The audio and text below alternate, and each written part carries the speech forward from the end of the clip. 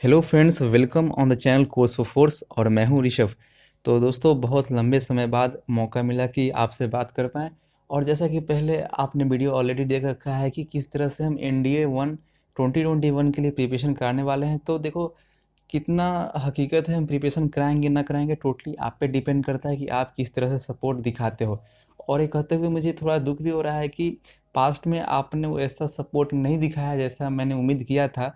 लेकिन मैं फिर से उम्मीद कर रहा हूँ कि इस बार कहीं न कहीं सारी गलतियों को यहाँ भुलाते हुए एक सही शुरुआत करोगे और आप इस बार ऐसा सपोर्ट करोगे कि हमें एक विवश कर दो कि हम रेगुलरली वीडियो अपलोड करते हैं। लेकिन खैर, हम वीडियो तो अपलोड रेगुलरली करेंगे ही। और वीडियो इतना इम्पोर्टेंट होने वाला है कि अगर आप एक बार इसे लास्ट तक देखते हो तो इसकी इम्पोर्टेंस आपको कई गुना और अच्छे समझ में आएगी। अब देखो, हम यहाँ पे पॉलिटी स्टार्ट कर रहे हैं और जानते हो कि एनडीए के एग्ज़ाम में या सीडीएस हो या सीएपीएफ, पॉलिटी से सबसे ज़्यादा क्वेश्चन आते हैं। 15 से लेकर के 18 क्वेश्चन पॉलिटी से आते हैं। अब देखो, ये 15 से 18 क्वेश्चन करना आसान होता नहीं, क्योंकि किसी को भी पॉलिटिकल साइंस या पॉलिटिक्स पढ़ने में वो इंटरेस्ट नहीं है। लेकिन यकीन मान लो कि अगर मैं जिस तरह से पढ़ाता हूँ, देखो पहले मैं क्या करूँगा, अभी कम से कम 2 महीने मुझे भी समय दो। 2 महीने लगातार मैं आपको सिर्फ प्रैक्टिस सेट से क्वेश्चन डिस्कस कराऊँगा। देखो, कभी मैं फंडामेंटल राइट्स, उसके बाद फंडामेंटल ड्यूटीज़, डीपीएसपी, तो कुछ समझ में नहीं आ रहा है फिर भी जान लो ये टॉपिक्स हैं पॉलिटिकल साइंस के अंदर। मैं इन सब टॉपिक्स पे वीडियो कराते हुए पूरे पॉलिटिकल साइंस को कंप्लीट कराऊंगा। मुझे पता है कि इतना कराने से आपको 10 से 15% ही पॉलिटिकल साइंस कवर हो पाएगा। बाकी बचा 85% पॉलिटिकल साइंस मैं थ्योरेटिकल वे में स्टार्ट करूँगा। थ्योरी स्टार्ट होगा तो बाकी समझ में आ जाएगा। लेकिन क्वेश्चन भी कहीं ना कहीं बहुत ज़्यादा इंपॉर्टेंट है। आप मॉक टेस्ट की तरह इसे देने की कोशिश करना, और मैं कोशिश करूँगा कि स्टार्टिंग से पॉलिटिकल साइंस के मैं सारे क्वेश्चन करा पाऊँ, एक भी टॉपिक छूटे ना। तो इसलिए वीडियो को लास्ट तक देखना है, ताकि कोई भी अगर डाउट हो तो आप पूछ सकते हो। राइट, तो वीडियो को स्टार्ट करते हैं। और हाँ, वीडियो को स्टार्ट करूँ उससे पहले मैं एक फॉर्मेलिटी है, मैं कहना चाहता हूँ, लेकिन मुझे उम्मीद है आपने कर दिया होगा। वीडियो को लाइक करना और शेयर करना, और चैनल में पहली बार तो सब्सक्राइब करना ना भूलें, क्योंकि वीडियो का देखो आप क्वालिटी जो होगा वो कहीं किसी बुक से उठाकर छापा नहीं गया है। मैंने खुद से इस क्वेश्चन को क्रिएट किया है और दिन रात लगाकर कोशिश की है कि ऐसा क्वेश्चन मैं इस टॉपिक से कम उठाऊँ, क्योंकि एक ही टॉपिक मैं इस वीडियो को कवर करूँगा। तो मेरे पूरा इस बात का गारंटी है कि इस टॉपिक से बाहर यूपीएससी का इतना मजाल नहीं कि कोई क्वेश्चन पूछ पाए। इतना मैं एनालिसिस करके क्वेश्चन निकाला हूँ। और टॉपिक का नाम पहले ही बता देना चाहता हूँ आपको, कॉन्स्टिट्यूशनल डेवलपमेंट। किस तरह से हमारा कॉन्स्टिट्यूशन डेवलपमेंट में एग्जिस्ट में आया, उसी को लेकर यह वीडियो है। क्वेश्चन को पढ़ते हैं। 10 से 12 क्वेश्चन होंगे। जल्दी जल्दी आप आंसर करना और कमेंट करके बताना कि आपका जितने भी क्वेश्चन पूछे गए हैं उसमें से कितने क्वेश्चन सही हो रहे हैं। 10 क्वेश्चन कम से कम आपको मिलेंगे। पहला क्वेश्चन क्या है, देखो, constitution assembly formed on the recommendation of which of the following. हमारा जो कॉन्स्टिट्यूशन असेंबली, संविधान सभा जो बना था, किसके सिफारिश से बना था। हिंदी इंग्लिश वाले स्टूडेंट डाउट यहाँ पर मत आना, मैं दोनों में एक्सप्लेन करते चलूँगा। तो किसके सिफारिश पे कॉन्स्टिट्यूशन असेंबली, संविधान सभा बनाया गया था। अगस्त ऑफर 1940 में आया था, उसके लेकर आया था कैबिनेट मिशन जो 1946 में आया था। इंडियन इंडिपेंडेंस एक्ट जो यहाँ पे दिया ही गया है 1947 में। और माउंट बेटन प्लान, जिसे डिक्की बर्ड प्लान या 3 जून 1947 को ही बोलते हैं माउंट बेटन प्लान। तो इनमें से किसकी सिफारिश पे आया था। इसका करेक्ट ऑप्शन या करेक्ट आंसर जो है वह है कैबिनेट मिशन। कैबिनेट मिशन की सिफारिश पे कॉन्स्टिट्यूशनल असेंबली बनाया गया था। उस समय भारत के जो वायसराय थे वो लॉर्ड वेवल थे। लॉर्ड वेवल ने कैबिनेट मिशन का अप्रूवल दिया था। और उस समय ब्रिटेन के प्राइम मिनिस्टर क्लेमेंट एटली है। मैं ऐसा इसलिए बता रहा हूँ क्योंकि इनका बहुत ही क्रिटिकल रोल था इंडिया को इंडिपेंडेंस करने में। खैर, मतलब कि इंडिया इंडिपेंडेंस होने ही वाला था, उन लोगों की कम से कम ऑफिशियल अप्रूवल मिला था। अब जान लो कि कैबिनेट मिशन क्या है। तो कैबिनेट मिशन आप हिस्ट्री में अच्छे से पढ़ सकते हो। जब मैं थ्योरेटिकल पोर्शन कराऊंगा, अच्छे से थ्योरी कराऊंगा, तो उसमें समझ लेना कैबिनेट मिशन क्या है, इंडियन इंडिपेंडेंस एक्ट क्या है। खैर, इतना जान लो कि भारत को आज़ाद करने के लिए अंग्रेज़ों को लग गया था कि अब भारत में दाल गलने वाली नहीं है, तो भारत को क्यों ना आज़ाद कर दिया जाए। तो इसके लिए ऐसे थोड़ी कि भारत को बोल दें कि हाँ आप आज़ाद हो गए। उन्होंने कुछ फॉर्मेलिटीज़ अदा करने की कोशिश की। उसी फॉर्मेलिटी के तौर पर उन्होंने 3 लोगों को भेजा। क्रिप्स था, जिसके नाम पे क्रिप्स मिशन भी आया था, एलेक्जेंडर था और लॉरेंस था। राइट, क्वेश्चन के बारे में मैंने जितना हो सकता है इन्फॉर्मेशन देने की कोशिश किया। अगले क्वेश्चन का देखते हैं। क्वेश्चन नंबर 2 है आपकी इस वीडियो का। क्वेश्चन क्या है, how many members were elected in constitution assembly. अब संविधान सभा देखो कैसे बन गया। आपको समझने के लिए मैं थ्योरी की वीडियो लाऊँगा, उससे पहले यहाँ समझा देना चाहता हूँ। देखो संविधान सभा बना तो देखो ऐसा नहीं था कि कोई भी लोग संविधान सभा का मतलब क्या है? मतलब जहाँ पे कुछ-कुछ लोग आके बैठेंगे, तो कौन लोग बैठेंगे? तो उनका इलेक्शन हुआ हमारे देश में। उस समय इलेक्शन हुआ, टोटल 389 मेंबर्स उसमें आए थे। अब पूछोगे कि 389 क्यों आए थे? 400 क्यों नहीं आए थे? तो आपको बताना चाहूँगा भारत का आबादी उस समय लगभग 38 से लेके 39 करोड़ के आसपास था। 38 से 39 करोड़ के आसपास था। इसे आप मिलियन में बदलोगे तो 389 मिलियन बन के आएगा। मतलब 38 करोड़ 9 लाख ऐसे ही आएगा नंबर। तो इसलिए उसमें टोटल इलेक्टेड मेंबर कितने थे? 389। लेकिन यहाँ पे क्वेश्चन क्या है? इलेक्टेड। अब देखो यहाँ पे 389 इलेक्टेड नहीं हुए, टोटल मेंबर्स थे। समझ रहे हो ना? इसमें सारे इलेक्टेड नहीं थे क्योंकि राजे रजवाड़े थे वो इलेक्ट होके नहीं आए थे, उन्हें नॉमिनेट किया गया था। तो इस 389 को आप डीपली एनालिसिस करोगे, उसमें से 292 जो थे वह इलेक्टेड स्टेट से आए हुए थे, मतलब कि जो ब्रिटिशर्स वाले स्टेट से आए थे। 4 जो थे वो कमिश्नरेट से आए थे और 93 जो थे वो प्रिंसली स्टेट से आए थे। तो 93 तो ऑप्शन तो होगा नहीं, 389 तो ऑप्शन होगा नहीं, तो टोटल थे 292 इज द करेक्ट चॉइस। थोड़ा ट्रिकी क्वेश्चन था, लेकिन आपको इसी तरह से करना है कि 389 टोटल मेंबर्स थे। इसको जब आप क्लासीफाई करोगे, 4 थे कमिश्नरेट के, 93 जो थे वो प्रिंसली स्टेट के थे और 292 जो थे वह इलेक्टेड होके आए थे यहाँ पे। समझ रहे हो? 4-5 क्वेश्चन यहाँ से बन सकते हैं। अगला क्वेश्चन क्या है? Which one was not the member of drafting committee. अब ड्राफ्टिंग कमेटी का मेंबर कौन नहीं है? आप जानते हो कि इंडिया में जब कॉन्स्टिट्यूशन बनना शुरू हुआ था, जिस समय की बात है, तो 29 अगस्त 1947 को भीमराव अंबेडकर को ड्राफ्टिंग कमेटी का चेयरमैन बना दिया गया था। 29 अगस्त डेट इंपॉर्टेंट इसलिए क्योंकि इस दिन हमारा कंट्री जो है सो स्पोर्ट्स डे, मेजर ध्यानचंद्र का जन्मदिन है, स्पोर्ट्स डे भी मनाता है, राइट। अब देखो कॉन्स्टिट्यूशन किस तरह से बना उसका मैं पूरा तो अभी नहीं बता सकता। ऐसा हुआ था कि जब यहाँ पे कॉन्स्टिट्यूशन असेंबली सारे लोग इलेक्ट होके आ गए थे, तो 9 दिसंबर बहुत इंपॉर्टेंट है, 9 दिसंबर 1946 को पहली बार संविधान सभा बैठा था, ठीक है। उस दिन जो चेयरमैन थे, कोई भी चेयरमैन बन सकता था, लेकिन ऐसा फैसला लिया गया कि सबसे जो यहाँ वरिष्ठ व्यक्ति हैं उन्हें यहाँ का प्रेसिडेंट बनाया जाएगा, इंटरिम प्रेसिडेंट, जिसे हिंदी में बोलते हैं अंतरिम, वहाँ का अध्यक्ष बनाया जाएगा। तो सच्चिदानंद सिन्हा सबसे बुजुर्ग व्यक्ति थे, उन्हें उसका प्रेसिडेंट बनाया गया कॉन्स्टिट्यूशन असेंबली का, संविधान सभा का। लेकिन 2 दिन बाद जस्ट 11 दिसंबर को राजेंद्र प्रसाद को परमानेंट प्रेसिडेंट बनाया गया, ठीक है। फिर 2 दिन बाद, हर 2 दिन के बाद यहाँ पे कुछ ना कुछ घटना हो रहा है। 13 दिसंबर को 13 दिसंबर को पंडित नेहरू ने एक प्रपोजल एम लाया, जिसे हिंदी में बोलते हैं उद्देश्य प्रस्ताव, और अगले साल जाकर 22 जनवरी को यही कॉन्स्टिट्यूशन का प्रियम्बल बन गया। प्रस्तावना जो आप पढ़ते हैं, we the people of India, ये वाला जो कॉन्स्टिट्यूशन का प्रियम्बल है वो पंडित नेहरू के ही इसमें बहुत बड़ा क्रिटिकल रोल है कि किस तरह से इंडिया का प्रियम्बल बन गया है। तो देखो यहाँ पे ड्राफ्टिंग कमेटी में टोटल 7 मेंबर्स थे।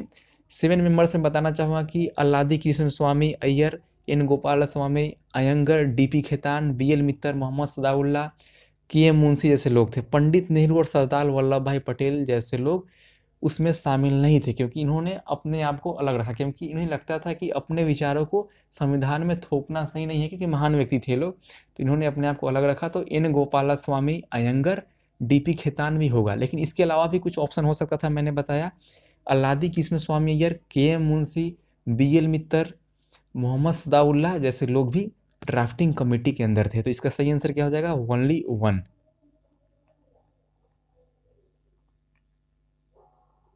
अगला क्वेश्चन क्या है? How many womens were in constitution assembly. जैसे 389 जो टोटल मेंबर्स थे, पूछ रहा है कि इसमें से कितने वुमेन्स थे, तो देखो डायरेक्ट आंसर है इसका होगा, इसमें कोई ट्रिक नहीं है ऐसा। 15 इसका सही आंसर हो जाएगा। अगले क्वेश्चन पे आते हैं।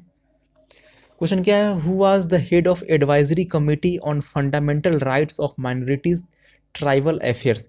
पूछ रहा है कि फंडामेंटल राइट्स, मौलिक अधिकार और अल्पसंख्यकों, इसके अलावा जो आदिवासी जनजाति है, इनको लेके एडवाइजरी कमेटी का हेड कौन बना था? मतलब कि इन सभी लोगों के लिए, जैसे फंडामेंटल राइट्स, मौलिक अधिकार, अल्पसंख्यकों के लिए और आदिवासी जनजातियों के लिए जो कुछ विशेष अधिकार होते हैं, जो हमारे आज कॉन्स्टिट्यूशन में दिख रहा है, उनका हेड कौन किया था, उनका प्रतिनिधित्व कौन किया था।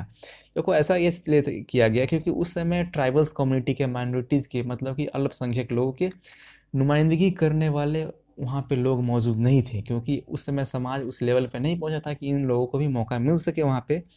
तो सरदार वल्लभ भाई पटेल ने इन सभी का आवाज़ बनकर वहाँ पे इन सबों के हक के लिए बात की थी। तो इस क्वेश्चन को इस तरह से आप याद रख सकते हो। देखो कुछ क्वेश्चन जो होते हैं पॉलिटिकल साइंस में, मैंने बताया शुरू में ना कि 17 से 18 क्वेश्चन आपसे पूछा जा सकता है पॉलिटिकल साइंस में।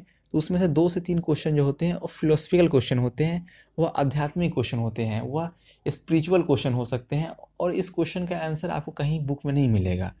इसके लिए आपको एक नैतिक जो एक समझ होता है उसके तहत आपको आगे बढ़ना पड़ेगा इसके आंसर देने के लिए। इसे क्वेश्चन यहाँ पे है, डेमोक्रेटिक कॉन्स्टिट्यूशन मीन्स, पूछ रहा है कि एक डेमोक्रेटिक मतलब लोकतांत्रिक संविधान कैसा होता है। क्वेश्चन अपने आप में अजीब है, एक संविधान भी क्या लोकतांत्रिक होता है। आज तक हमने सुनते आए हैं कि एक देश लोकतांत्रिक होता है, India is a democratic country, लेकिन क्या संविधान भी एक डेमोक्रेटिक हो सकता है। तो इसीलिए मैं बोल रहा हूँ कि ये कंसेप्चुअल क्वेश्चन है, फिलोसफिकल क्वेश्चन है। देखो पहला ऑप्शन क्या है, there is fundamental rights and fundamental duties in constitution, मूल अधिकार और मूल कर्तव्य दोनों होने चाहिए। ऑप्शन भी बोला है स्पेशल प्रिविलेजेस फॉर माइनॉरिटीज, अल्पसंख्यकों के लिए कुछ विशेष अधिकार होने चाहिए। सेकुलर फीचर यानी कि धर्म निरपेक्ष या पंथ निरपेक्ष उसमें गुण होने चाहिए। या जो संविधान बना है, फोर्थ ऑप्शन बोल रहा है, वो ऐसे लोगों से बना होना चाहिए जो खुद इलेक्ट होके आए हैं। तो आपको बताना चाहूँगा कि डेमोक्रेटिक शब्द कहीं भी चला है ना, डेमोक्रेटिक शब्द इसका मूल भाव या इसका ओरिजिनल वैल्यू क्या होता है, इसका मतलब ही होता है इलेक्शन। कहीं भी डेमोक्रेटिक का इसका मतलब होता है इलेक्शन से, उसमें कहीं ना कहीं कोई भी टर्म एसोसिएटेड होगा। तो यहाँ पे डेमोक्रेटिक आया है तो इसका डी आंसर सही हो जाएगा, क्योंकि डेमोक्रेसी जो होता है वो हमेशा इलेक्शन की बात करता है, तो फॉर्म बाय इलेक्टेड मेंबर। हम जानते हैं कि हमारा कॉन्स्टिट्यूशन जो है उसको भी डेमोक्रेटिक बोल सकते हैं, क्योंकि 389 मेंबर्स इलेक्ट हुए थे, उसमें से 292 + 4 टोटल 296 मेंबर जो थे वो इलेक्टेड थे, सिलेक्टेड नहीं थे। अगला क्वेश्चन पूछ रहा है कि विच इज़ इनकरेक्टली मैच। ऐसे क्वेश्चन भी बार बार यूपीएससी पूछ लेता है कि इसमें से गलत कौन है। सही तो हम बार बार करते हैं, इसमें गलत कौन है। तो पहला बोल रहा है कि 9 दिसंबर 1947 को कॉन्स्टिट्यूशन असेंबली का फर्स्ट मीटिंग हुआ। मैंने अभी बार बार आपको समझाया है, मैंने क्या समझाया था कि 9 दिसंबर 1946 का मैं बार बार बोला था ना, तो 47 कहाँ से आ जाएगा। तो पहला ऑप्शन ही गलत है। तो आगे बाकी 3 ऑप्शन को हमें आना ही नहीं, इसे बोलते हैं एलिमिनेशन मेथड। हमने अगर मालूम कर लिया कि ये ऑप्शन अगर सही है तो यही सही है, बाकी 3 पर ध्यान नहीं देना है। बाकी यानी कि 3 ऑप्शन जो होंगे वो बिल्कुल सही होंगे, आप तीनों ऑप्शन को पढ़ सकते हो। The soul of constitution vested in, constitution का जो आत्मा है, समझ रहे हो ना, ये भी स्पिरिचुअल क्वेश्चन है, फिलोसफिकल क्वेश्चन है। मैंने 2 क्वेश्चन ऐसा लिया है ताकि आप कम से कम टेस्ट कर पाओ अपने आप को कि आप किस तरह से संविधान के प्रति अपनी समझ रखते हो। और इसका ऐसा नहीं कि क्लियर कट इसका आंसर निकलता है। सोल ऑफ कॉन्स्टिट्यूशन, संविधान की आत्मा कहाँ पे वेस्टेड है, मतलब कहाँ पे वह रहती है, इसका क्वेश्चन नहीं ऐसा पूछ रहा है। समझ रहे हैं, मैं हिंदी में समझाने की कोशिश कर रहा हूँ, आप समझ जाना कि संविधान के मूल आत्मा कहाँ पे है। राष्ट्रपति के हाथ में, प्रधानमंत्री के हाथ में, सुप्रीम कोर्ट, सर्वोच्च न्यायालय और पीपल ऑफ इंडिया। तो इसका सही आंसर क्या हो जाएगा। देखो सोल ऑफ कॉन्स्टिट्यूशन है क्या, पीपल ऑफ इंडिया। आपने सुना भाई कॉन्स्टिट्यूशन इज या democracy is for the people, of the people and by the people. तो संविधान किसके लिए है, संविधान वहाँ के लोगों के लिए है। कई बार पूछा आपको ऐसा लगा कि सुप्रीम कोर्ट, देखो सुप्रीम कोर्ट जो होता है संविधान का, वहाँ पे वेस्टेड इसमें सोल नहीं होता है, बल्कि सुप्रीम कोर्ट जो होता है संविधान का संरक्षक होता है, एक प्रोटेक्टर होता है, इसे बचा कर रखता है। समझ में आ रहा है ना। अगर सुप्रीम कोर्ट ऐसा लगता है कि संविधान में कोई खतरा है, तो सुप्रीम कोर्ट अपने जजमेंट से संविधान को बहुत हद तक इसे अपने अधिकार क्षेत्र में रखकर इसे बचा सकता है। ऐसा हमारे हिस्ट्री में बहुत बार देखा जा चुका है कि कई बार सुप्रीम कोर्ट का ऐसा फैसला है जो सरकार के फैसले को पलटते हुए देखा गया। जैसे कि आप 1973 का केशवानंद भारती केस आप पढ़ सकते हो, और 1980 का Minerva mill case, Minerva mill case भी दोनों पढ़ना आप, काफ़ी इंपॉर्टेंट केस है। वैसे मैं इंपॉर्टेंट केसेस ऑफ इंडिया मैं एक वीडियो में डिस्कस कराना ही वाला हूँ। तो मुझे उम्मीद है कि आपको ये वीडियो अभी तक पसंद आ रहा है।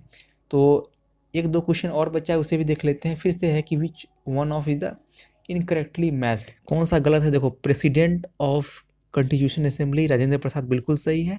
ड्राफ्टिंग कमेटी के चेयरमैन भीमराव अम्बेडकर थे, ये भी सही है। तो 1 2 तो नहीं हुआ, क्योंकि हमें गलत बताना है हमेशा। तो ये भी गलत रहा, ये भी गलत रहा। अब चौथे पाँचवें पे आना है, तीसरा हमें नहीं देखना है क्योंकि तीसरा ऑप्शन में ही नहीं है। समझ में आ रहा है ना? क्या है स्टेट कमेटी? स्टेट कमेटी किसके हाथ में था? पंडित जवाहरलाल नेहरू के पास थे, गलत ऑप्शन है। समझ में आ रहा है? स्टेट कमेटी पंडित जवाहरलाल नेहरू के हाथ में था। और फंडामेंटल राइट कमेटी किसके हाथ में था? सरदार पटेल के हाथ में था। तो पांचवा भी गलत है। तो fourth and fifth is the correct choice. तो आप इसे सी टिक कर सकते हो। देखो ध्यान रखना है कि इसमें इनकरेक्टली मैच पूछा गया है, करेक्टली मैच नहीं। अगला क्या है? फिर से वही है, नॉट इनकरेक्ट। कौन सा इसमें सही नहीं है? Satyendra Nath Sinha was the first president of constitution assembly, बिल्कुल सही है। सच्चिदानंद सिन्हा को ही पहला प्रेसिडेंट बनाया गया था 9 दिसंबर 1946 को। सच्चिदानंद सिन्हा याद रखना है। 13 दिसंबर 1946 को सरदार पटेल ने पुट किया प्रपोजल है, यानी कि उद्देश्य प्रस्ताव प्रेजेंट किया था, वो बाद में चलकर हुआ प्रियम्बल बन गया। देखो ये बिल्कुल स्टेटमेंट सही है, लेकिन यहाँ सरदार पटेल नहीं होगा, यहाँ पे पंडित जवाहरलाल नेहरू होगा। और मैंने ये भी बताया कि ये 22 जनवरी 1947 को इसे प्रियम्बल के तौर पे अपना लिया गया था। तो दूसरा ऑप्शन तो होगा नहीं, मतलब कि दूसरा ऑप्शन तो होगा नहीं, यानी इसे हम ले सकते हैं क्योंकि हमें नॉट करेक्ट पूछ रहा है ना। तो ये आंसर को टिक करके रखो, क्योंकि इसको आंसर में लेना है हमें, पहले को नहीं ले सकते क्योंकि सही है। There were no Muslim in constitution assembly, ऐसी बात नहीं है, बहुत सारे मुस्लिम्स थे, जैसे कि मोहम्मद सदाउल्लाह जैसे लोग यहाँ शामिल थे। तो ऐसा नहीं कि मुस्लिम वहाँ पे नहीं थे। तो ये भी ऑप्शन क्या हो गया? गलत। तो गलत है तो इसे भी लेना है आंसर में, क्योंकि हमें तो गलत वाला ही चुनना है हमें से। तो 2 एंड 3 ये दोनों क्या है? रॉन्ग स्टेटमेंट है, तो इसे आंसर में हम बोलेंगे। तो 2 एंड 3 किस में है? सी में है। तो बिल्कुल इसी तरह से आप टिक कर सकते हो। तो दोस्तों मैंने कुछ क्वेश्चंस को यहाँ पर डिस्कस करने की कोशिश की, उम्मीद की कि क्वेश्चन आपको चैलेंजिंग लगा भी होगा। उतने आसान क्वेश्चन नहीं थे। अगर 3-4 क्वेश्चन भी आप कर पा रहे हो तो बिल्कुल बढ़िया है। ऐसे क्वेश्चन नहीं है कि मैं एसएससी और छोटे छोटे कोई भी एग्जाम के लेकर क्वेश्चन ऐसा यहाँ पर लाऊं कि भारत के पहले राष्ट्रपति कौन थे, और यहाँ पे क्वेश्चन करवाऊं कि ड्राफ्टिंग कमेटी के चेयरमैन कौन थे। ऐसे क्वेश्चन मैं आपसे माफ़ी मांगना चाहता हूं कि ऐसे क्वेश्चन मैं नहीं करवा सकता, क्योंकि ऐसे क्वेश्चन यूपीएससी कभी पूछेगा ही नहीं। मेरा मानना है कि 10 से 15 मैं टॉपिक कंप्लीट करता हूं। जैसा मैंने पहले ही कहा कि चैलेंज के साथ यूपीएससी में इतनी हिम्मत नहीं होनी चाहिए कि उससे बाहर का क्वेश्चन पूछ पाए। वैसे कहा जाता है कि यूपीएससी हमेशा अनप्रिडिक्टेबल रहती है, लेकिन भाई कैसे अनप्रिडिक्टेबल रह सकती है? हम इतना डिटेल में पढ़ लेंगे कि कोई मौका ही ना छोड़े उसके पास कि वो बाहर से क्वेश्चन पूछ पाए। समझ में आ रहा है ना? तो उम्मीद करता हूँ कि आपको यह वीडियो अच्छा लगा होगा। वीडियो अच्छा लगा तो फिर से वही लाइक शेयर सब्सक्राइब करें। मिलते हैं नेक्स्ट वीडियो में, तब तक के लिए जय हिंद।